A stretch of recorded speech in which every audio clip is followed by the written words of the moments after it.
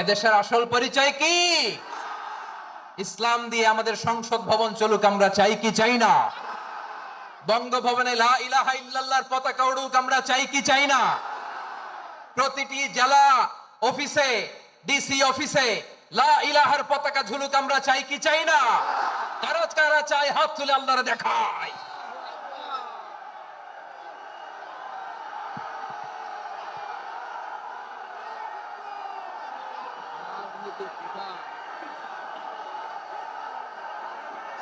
জাপানের দুইটা উদাহরণ দেই, খেয়াল করে একটু শুনেন, বুঝবেন। আল্লাহ, 2022 সালে জাপানের সাথে জার্মানির খেলা, ফিফা ওয়ার্ল্ড কাপ 2022। এক পক্ষে জাপান, আরেক পক্ষে কোন দেশ? কথা শোনে নাই। এক পক্ষে কোন দেশ? আরেক পক্ষে? সবাই এক পক্ষে, আরেক পক্ষে। ওই খেলায় জিতেছিল জাপান, জিতেছিল 22 সালের এই ফিফা ওয়ার্ল্ড কাপে জাপান ফুটবল খেলায় জিতে as a part of their celebration তারা খেলার পরে পুরো স্টেডিয়ামটারে ক্লিন করে, the fan base of Japan. Lakh lakh মানুষ খেলা দেখতে যায়, তো এত ডাস্টবিনও তো নাই, তো যারা ডাস্টবিনে জায়গা পায় নাই তারা এই যে চকলেটের প্যাকেট, পানির বোতল, চিপসের প্যাকেট তারা এদিকে সেদিকে রেখে দিয়েছে। জাপানের ভক্তরা, জাপানের ফলোয়াররা as a part of their celebration তারা খেলার পরে পুরো স্টেডিয়ামের সব ময়লা আবর্জনা ক্লিন করে তারপরে বিদায় নিয়েছে। তাদেরকে কি ক্লিন করার দায়িত্ব দেওয়া হয়েছিল? এই যশোর, জাপানের যে ছেলেরা খেলা দেখতে গেছিল ওদেরকে কি ক্লিন করার দায়িত্ব দিছিল? তারা কি স্টেডিয়ামের পরিচ্ছন্নতা কর্মী? তাদের আকল, তাদের সিক্স সেন্স তাদেরকে বলেছে ছোটবেলা থেকে জাপান গভর্নমেন্ট ওদেরকে এত পরিচ্ছন্নতা শেখায়, ক্লিনলিনেস অ্যাওয়ারনেস ক্যাম্পেইন করায়। ক্লাসে আমি দেখেছি, ক্লাসে নিজের বেঞ্চ নিজে মুছে, ক্লাসের মাঝখানে একটা সময় দেয়, নিজের টেবিল নিজে মুছে, নিজের ক্লাসরুমটা নিজে পরিষ্কার করে। রাস্তাঘাটে একটা ধুলা নাই, ময়লা নাই, একটা টিস্যু নাই।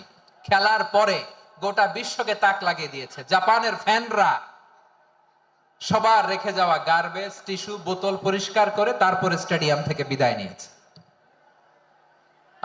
আমরা কেন এমন হইতে পারলাম না? আমরা কেন এমন হইতে পারলাম না?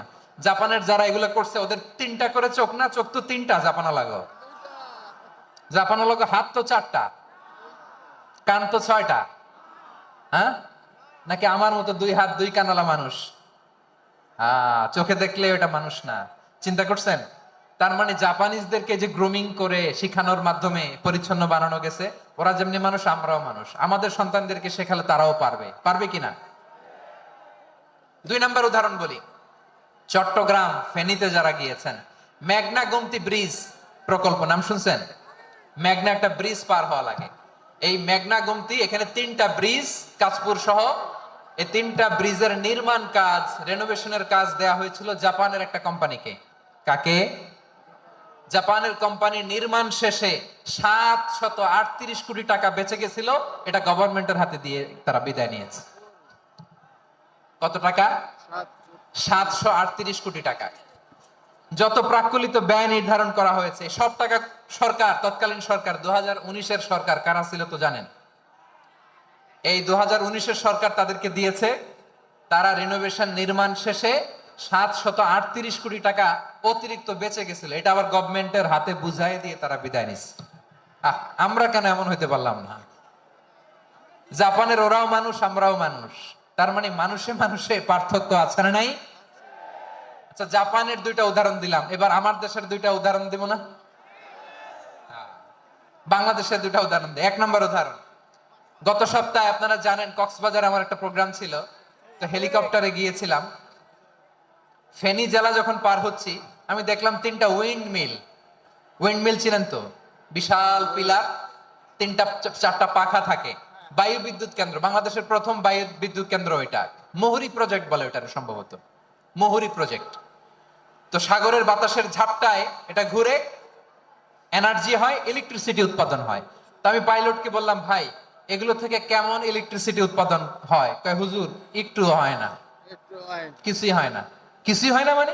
বলে হুজুর বাংলাদেশে যত উইন্ড মিল আছে এটার পাখা একটাও ঘুরে না। আল্লাহ, বলেন কি? তাহলে এই যে কোটি কোটি টাকা ব্যয় করে যে উইন্ডমিল, কয় হুজুর ভিতরে ফিটফাট, উপরে ফিটফাট, ভিতরে সদরঘাট। তার মানে কোটি কোটি টাকা দিয়ে এই উইন্ডমিল বানায়, এখানে কিছু নাই। দুর্নীতির আড্ডাখানা, আখড়াখানা বাংলাদেশ, ঠিক কিনা বলেন? হায় রে, জাপানিজরাও মানুষ, আমরাও মানুষ। আমার এক নিকটাত্মীয় সরকারি চাকরিজীবী, উনি আমাকে বললেন, বাংলাদেশের আরেকটা উদাহরণ দেখি। উনি আমাকে বললেন যে প্রতি বছর আমাদের অফিসের ফার্নিচার চেঞ্জ করে। আমি বললাম প্রতি বছর ফার্নিচার চেঞ্জ করে কেন? বলে যে ফার্নিচার নতুন পারচেজ করলেই তো ওইখানে টাকা, নতুন কিনতে পারলেই টাকা, নতুন উন্নয়নের সবক শোনাতে পারলেই টাকা। প্রথম আলোর রিপোর্ট, কি আলো? প্রথম আলোর রিপোর্ট, গত 15 বছরে উন্নয়নের নামে লুটপাট হয়েছে প্রায় 2.25 লাখ টাকা। কার রিপোর্ট? আমাদের বানানো কথা? প্রথম আলোর রিপোর্ট। গত 15 বছরে কারা ছিল জানেন তো?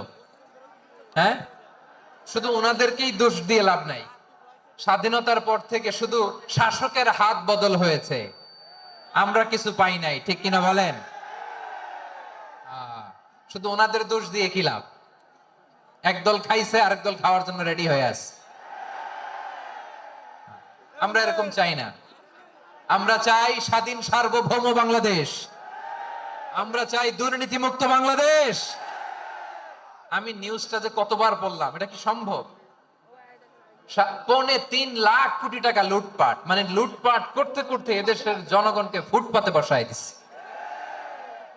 প্রিয় ভাইরা, জাপানের মানুষও মানুষ, আমরাও মানুষ। সিদ্ধান্ত আপনার, কোন মানুষ হবেন, ভালো মানুষ না খারাপ মানুষ? আজকের আলোচনার বিষয় হচ্ছে মানব সম্পদের উন্নয়ন, human resource development. It's a process to increase the capacity of knowledge, skill, capacity of the people of a country. একটা দেশের মানুষের জ্ঞান, তাদের দক্ষতা কি করে বাড়ানো যায়, বাড়িয়ে দেশের উন্নয়ন করানো যায়, এটাই হচ্ছে মানব সম্পদ উন্নয়নের মূল কথা। তাহলে মানব সম্পদ হচ্ছে একটা দেশের সবচাইতে শক্তিশালী পুঁজি। প্রাকৃতিক সম্পদ, খনিজ সম্পদের চেয়েও দামি হচ্ছে মানব সম্পদ। আমার প্রিয় যশোর, প্রাকৃতিক সম্পদ, খনিজ সম্পদের চেয়ে দামি সম্পদ কি সম্পদ? আল্লাহ তাআলা দয়া করে আমাদেরকে এই মানব সম্পদ দিয়েছেন। আসুন আমাদের এই মানুষগুলোকে আমরা সোনার মানুষ বানাই। রাজি আছেন তো সবাই? রাজি আছেন? মানুষ পারে না এমন কোনো কিছু নাই, চাইলে সব পারে। এজন্য মানুষকে তারবিয়া দিতে হবে, যথাযথভাবে তাদেরকে গড়তে হবে। আসুন আমরা সিরাতের আয়নায় বিশ্বনবীর জীবনী থেকে দেখি তিনি কিভাবে হিউম্যান রিসোর্সকে ম্যানেজ করতেন। যদি আপনাদের সময় হয়, দু একটা উদাহরণ দিয়ে আজকে আমি আমার আলোচনার বিদায় নিব। হবে সময় হবে কয়েক মিনিট? হ্যাঁ, শান্ত থাকবেন তো? শান্ত থাকবা? হ্যাঁ, ঠিক আছে। বিষ্ণু ইসলাম কিভাবে হিউম্যান রিসোর্সকে ম্যানেজ করতেন, মজার কথা আছে কয়েকটা, বলে বিদায় নিব। বিশ্বনবী কিভাবে এই মানব সম্পদকে ম্যানেজ করতেন? বিশ্বনবী, he was a very good talent hunter, চৌকস ট্যালেন্ট হান্টার ছিল। কার মধ্যে কি ট্যালেন্ট আছে দেখলেই বুঝে ফেলতেন। সুবহানাল্লাহ পড়বেন না? কি নবী আমরা পেয়েছি! He was a very good talent hunter. আমার নবী, তিনি চৌকস ট্যালেন্ট হান্টার ছিলেন।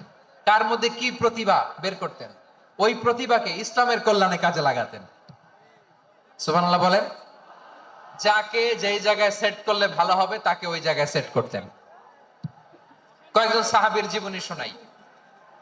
আবু মাহজুরা রাদিয়াল্লাহু তাআলা আনহু, মক্কার মুয়াজ্জিন, আগে ছিল মুশরিক, পরে হয়েছে মুমিন। উনি কিভাবে মুমিন হইলেন এই ঘটনাটা একটু আপনাদের শোনাতে চাই। তা আপনাদের তো সময় নাই হাতে, সময় আছে? এই জেনজি শেষ করে দিল আজকের প্রোগ্রামটা। 1 ঘন্টা ধাক্কা ধাক্কি করে কেমনে দাঁড়ায় আছে আমি বুঝলাম না।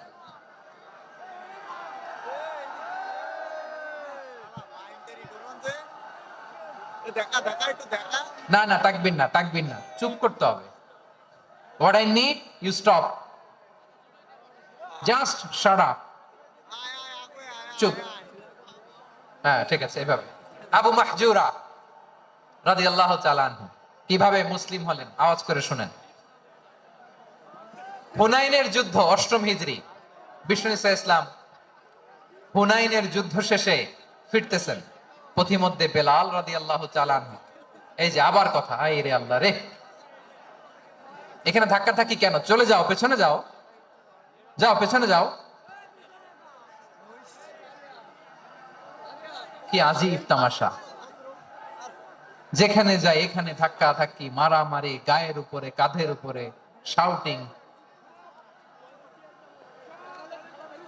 অনেক গুরুত্বপূর্ণ কথা পয়েন্ট করে নিয়ে আসে যে বলবো, এই শাউট করার কারণে প্রোগ্রামটাই নষ্ট করে দেয়। আসছে আমার ভালোবাসা দেখাইতে, প্রোগ্রামটা শেষ করে দিয়ে চলে যায়। স্টপ, আবার কথা বল, স্টপ। হুনাইনের যুদ্ধে অষ্টম হিজরি, কত হিজরি সবাই বলেন না একটু, কত হিজরি? অষ্টম হিজরিতে হুনাইনের যুদ্ধে রাসূল সাল্লাল্লাহু আলাইহি ওয়াসাল্লাম ফিরে আসতেছেন মদিনায়। পথিমধ্যে বেলাল রাদিয়াল্লাহু তাআলা আনহু আযান দিচ্ছেন। কি দিচ্ছেন? তো পাশে ছিল মুশরিকদের একটা পল্লী, কিছু মুশরিক তরুণ, কিছু অমুসলিম কিশোর, তারা আযানকে ব্যঙ্গ করতেছে, আমাদের বাংলায় মুখ ভেঙ্গানো বলে আর কি। বেলাল রাদিয়াল্লাহু তাআলা আনহু আযান দিচ্ছেন, ওই বাচ্চাগুলো মুশরিক, তো ওরা আযানকে ব্যঙ্গ করতেছে, বিকৃতি করে ওরাও আযান দিচ্ছে। উদ্দেশ্য হচ্ছে আযানকে নিয়ে ঠাট্টা করা। উদ্দেশ্য কি? ঠাট্টা করা। ব্যাপারটা মনে কষ্ট পাওয়ার মতো ব্যাপার না? কিন্তু বিশ্বনবী ওইখানে দেখেন কি খুঁজলেন। বিশ্বনবী খেয়াল করলেন অমুসলিম কিশোরদের মধ্যে থেকে একটা কিশোরের গলাটা বড় দরাজ গলা, কণ্ঠটা বড় সুন্দর। খেয়াল করে দেখলেন যে কিছু কিশোর বেলালের আজানকে ব্যঙ্গ করে, বিকৃতি করে, কিন্তু একজনের কণ্ঠ দেখতে পাচ্ছেন না এত দূরে, কিন্তু কণ্ঠটা বড় সুন্দর, দরাজ গলা। বিশ্বনবী সাহাবীদেরকে বললেন, ধরো এগুলারে, ধরো। সবগুলারে ধরে বিশ্বনবীর সামনে আনা হলো। ওরা হাঁটু গেড়ে বসলো। বিশ্বনবী বললেন, তোমাদের মধ্যে কে যেন ব্যঙ্গ করে আজান দিচ্ছিল, তার গলাটা বড় উঁচু, গলার বেসটা বড় মজবুত, মেলোডিয়াস, সমুদ্র কণ্ঠ, কে? আবু মাহজুরা বলে, আমার বন্ধুরা সবাই আমার দিকে আঙ্গুল দেখায়, আমি পড়ে গেছি বিপদে। রাসূল সাল্লাল্লাহু আলাইহি ওয়াসাল্লাম বাকি অমুসলিম তরুণদেরকে ছেড়ে দিলেন, বললেন তোমরা যাও। এবার আবু মাহজুরারে পাইছে। আবু মাহজুরার চুলের মধ্যে হাত দিলেন বিশ্বনবী, মাথায় হাত দিয়ে বললেন, এবার আজান দাও দেখি। আবু মাহজুরা বলে, আমি তো আজান দিতে জানি না, কারণ আমি তো বেলালেরটা শুইনা শুইনা দিছি, আমার তো মুখস্থ নাই, আমি তো আজান দিতে জানি না। বিশ্বনবী বললেন, জানো না?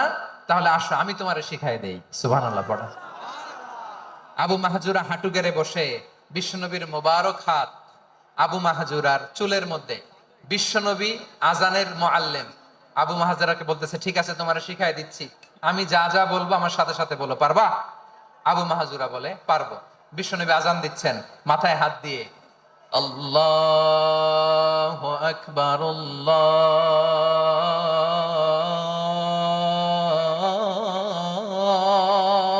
আকবার। আবু মাহজুরা এই বাক্যটা পড়লেন। বিশ্বনবী দ্বিতীয় বাক্য পড়তে আরম্ভ করলেন, আল্লাহু আকবার,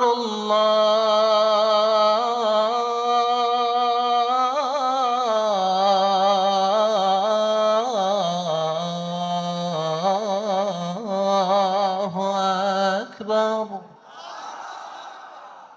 আবু মাহজুরা এই বাক্যটা বললেন। বিশ্বনবী আবু মাহজুরার মাথার মধ্যে হাত দিয়ে তৃতীয় বাক্য বললেন, আশহাদু আল্লা ইলাহা ইল্লাল্লাহ।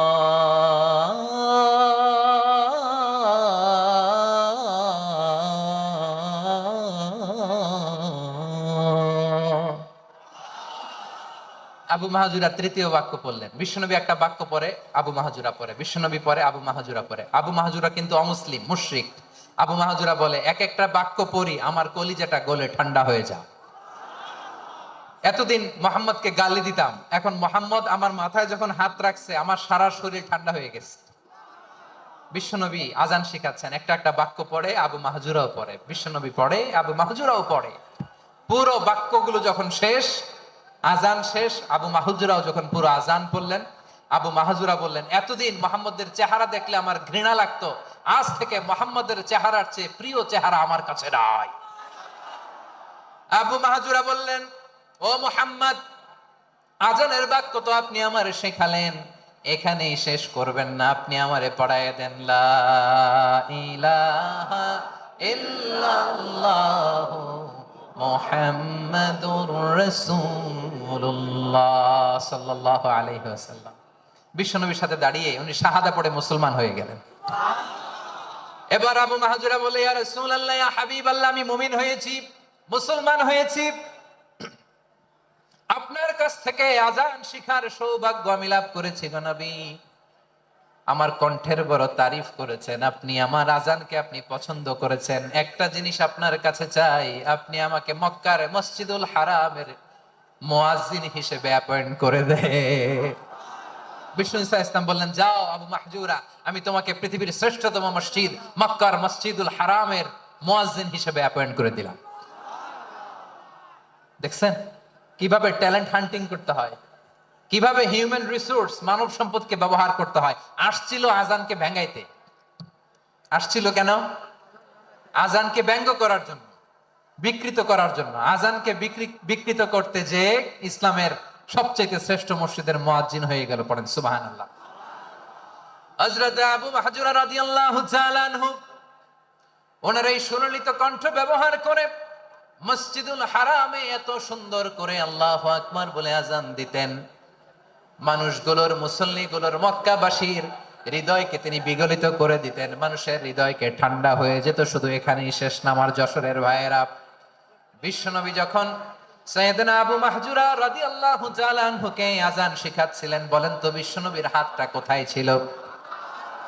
আবু মাহজুরার মাথার সামনে, এই চুলের উপরে ছিল। আবু মাহজুরা ওই স্মৃতিটাকে ধারণ করবার জন্য, ওই স্মৃতিকে বহন করার জন্য বিশ্বনবীর মোবারক হাত আবু মাহজুরার কপালের চুলের যেই জায়গায় লেগেছে, মৃত্যুর আগের দিন পর্যন্ত আবু মাহজুরা মাথার ওই চুলে কোনোদিন ছুরি আর কামার লাগায় না, সেখানে কেচি লাগায় নাই, চুলের মধ্যে খুর লাগায় নাই। আবু মাহজুরা ডান দিকের চুল কাটতো, বাম দিকের চুল কাটতো, পেছনের চুল কাটতো, সামনের চুল কাটতো না। আবু মাহজুরা রাদিয়াল্লাহু তাআলা আনহুর সামনের চুলগুলো বড় হতে হতে যখন এত বড় হয়ে যায়, তিনি চুলগুলো পেঁচিয়ে মাথার মধ্যে রাখতেন। তারপরে তিনি পাগড়ি পরতেন। সবাই জিজ্ঞেস করতো, আবু মাহজুরা, এটা আবার কেমন স্টাইল? দেখতে তোমারে কি বিদঘুটে লাগে? কেমন অড লাগে? কেমন খারাপ দেখা যায়? মক্কায় এমন কোন মানুষ তো দেখি নাই, ডানে চুল কাটে, বায়ে চুল কাটে, পেছনে চুল কাটে, সামনে কাটে না। ওরে আবু মাহজুরা, কেমন দেখা যায় তোমারে? তুমি সামনের চুল কাটো না কেন? আবু মাহজুরা বলে, আমি হাঁটু গেড়ে পেয়ারা নবীর সামনে বসেছিলাম, আমার এই মাথার চুলের মধ্যে মুবারক হাত লাগিয়ে বিশ্বনবী নিজে আমাকে আজানের প্রতিটা বাক্য শিক্ষা দিয়েছেন। বিশ্বনবীর মোবারক হাত, পবিত্র হাত আমার মাথার চুলের যে জায়গায় লেগেছে, আমি চাই ওই চুলগুলা নিয়ে আমি আমার কবরের ভিতরে যাব। সাইয়েদনা আবু মাহজুরা রাদিয়াল্লাহু তাআলা আনহু ইন্তেকালের আগের পর্যন্ত মাথার সামনের চুলগুলা কাটে নাই। মাথার সামনের চুল তিনি কাটেন নাই। সুবহানাল্লাহ বিহামদি। কেমন ভালোবাসতেন বিশ্বনবী সাহাবীদেরকে, সাহাবারা কেমন ভালোবাসতেন বিশ্বনবীকে। সামনের চুলগুলো বড় হতে হতে এত বড় ছিল, পেঁচিয়ে রেখে পাগড়ি পরতেন, কাটতেন না। নবীর হাত লেগেছিল। সুবহানাল্লাহ পড়ে।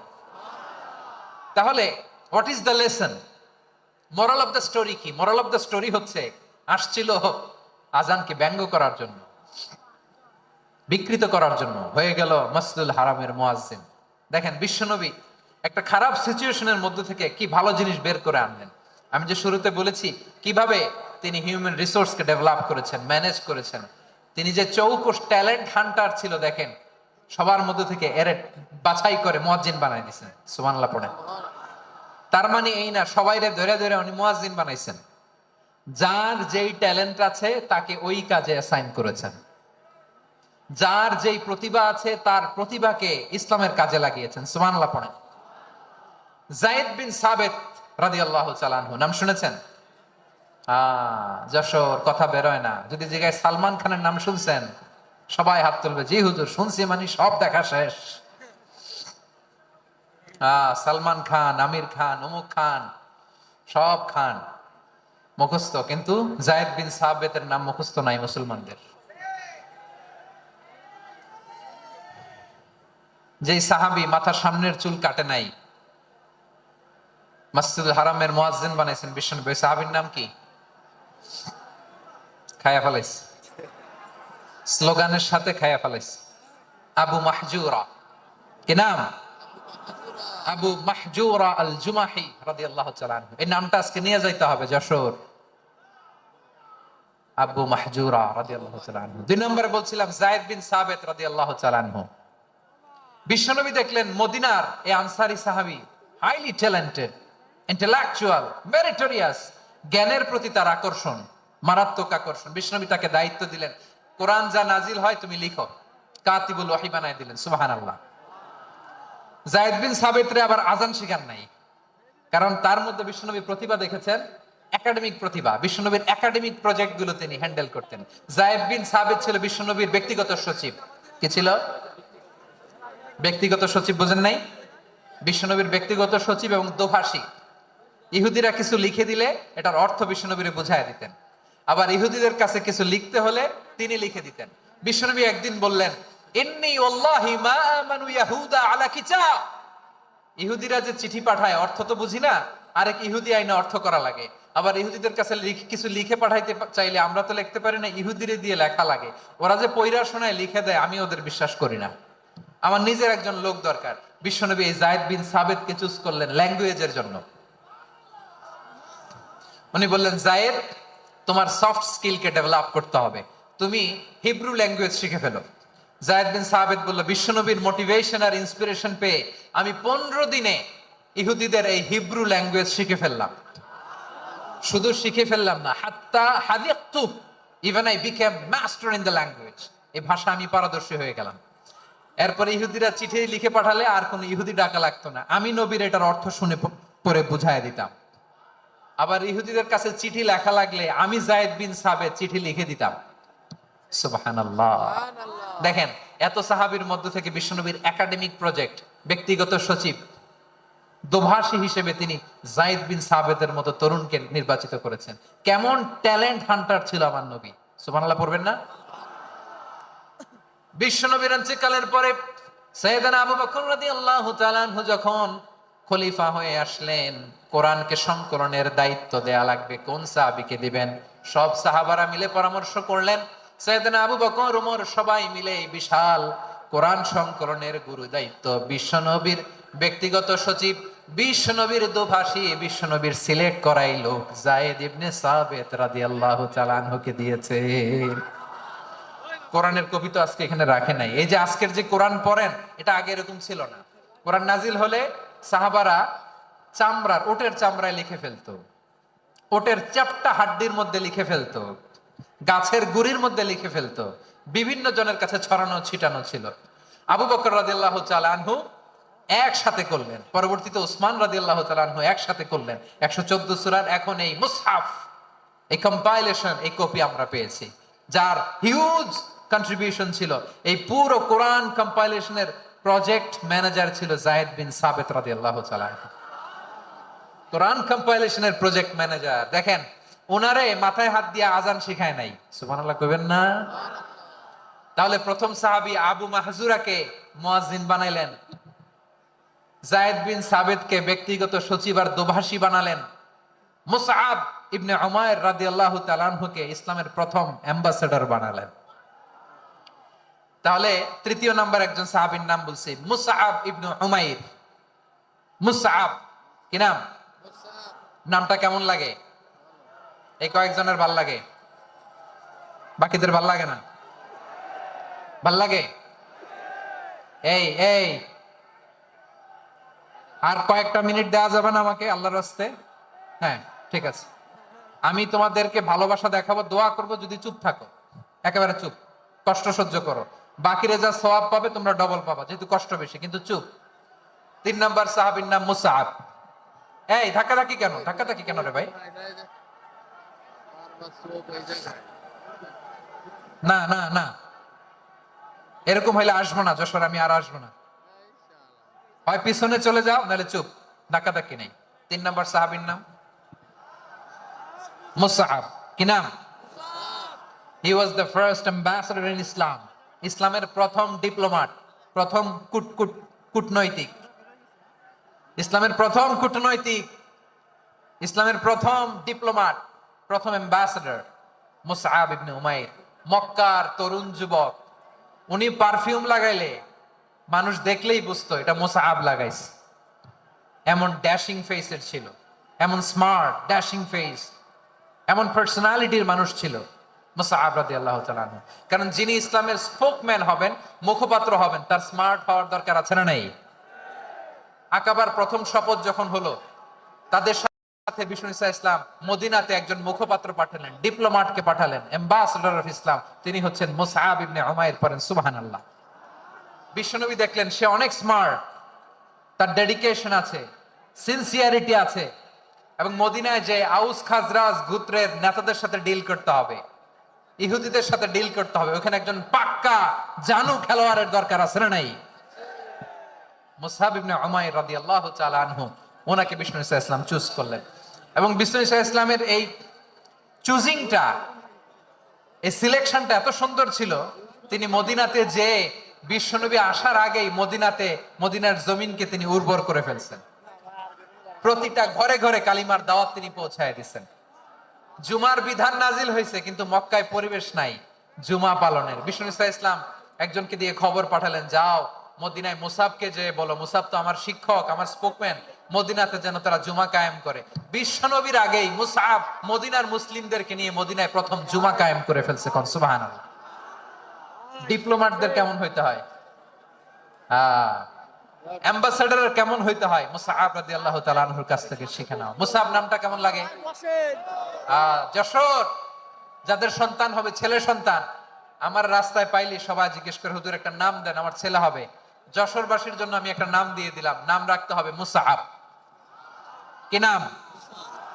নামটা যাদের ভাল লাগে, ছেলে সন্তান অনাগত আসবে, মনে চাইলে নাম রেখে দিবেন মুসআব রাদিয়াল্লাহু তাআলা আনহুর নামে মুসআব।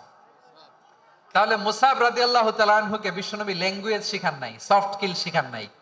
যায়েদ রাদিয়াল্লাহু, তিনি হিব্রু ল্যাঙ্গুয়েজ শিখেছেন, সুরিয়ানি শিখেছেন, কিন্তু মুসআবকে তিনি বানিয়েছেন the spokesman of Islam, the first diplomat, the ambassador of Islam. সুবহানাল্লাহ পড়বেন না?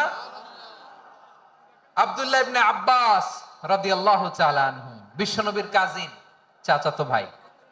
আবার মাইমুনা রাদিয়াল্লাহু তাআলা আনহু, মাইমুনা নবীর স্ত্রী, তিনি ছিলেন আব্দুল্লাহর আপন খালা। তো নবীর বউ যদি উনার খালা হয়, নবী তার কি? বুঝে নাই, নবী তার কি? খালু। তাহলে সম্পর্ক অনেক গভীর, কাজিন আবার খালু। ছোট্ট মানুষ, তাই রাতে মাঝে মাঝে ঘরে থাকতো। বিশ্বনবী দেখলেন আব্দুল্লাহ যেহেতু আমার ঘরে ঢুকতে পারে, আব্দুল্লাহরে এই উম্মতের বড় শিক্ষাবিদ বানাইতে হবে।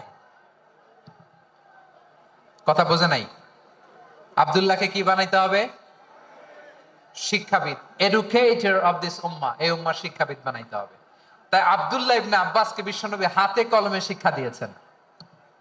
আহারে, আর এরপরে যে কি ভাষা আসবে তোমাদের জন্য আমার মুখ থেকে আমি নিজেও জানি না, আমি নিজেও জানি না।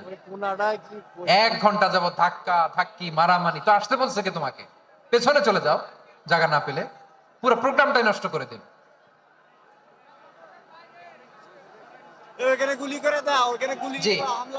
আমার দিকে তাকান, আমি শেষ করে দিচ্ছি। হবে না, ইন্টেলেকচুয়াল আলোচনা এখানে হবে না, আমি বুঝতে পারছি, আমি শেষ করে দিচ্ছি।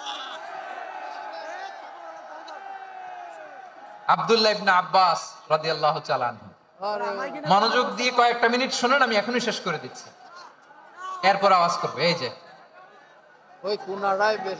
এগুলো কি আমি বুঝলাম না। আমি বললাম না সব করা যাবে, বসে যাও, শুয়ে যাও, চলে যাও, আওয়াজ করা যাবে না।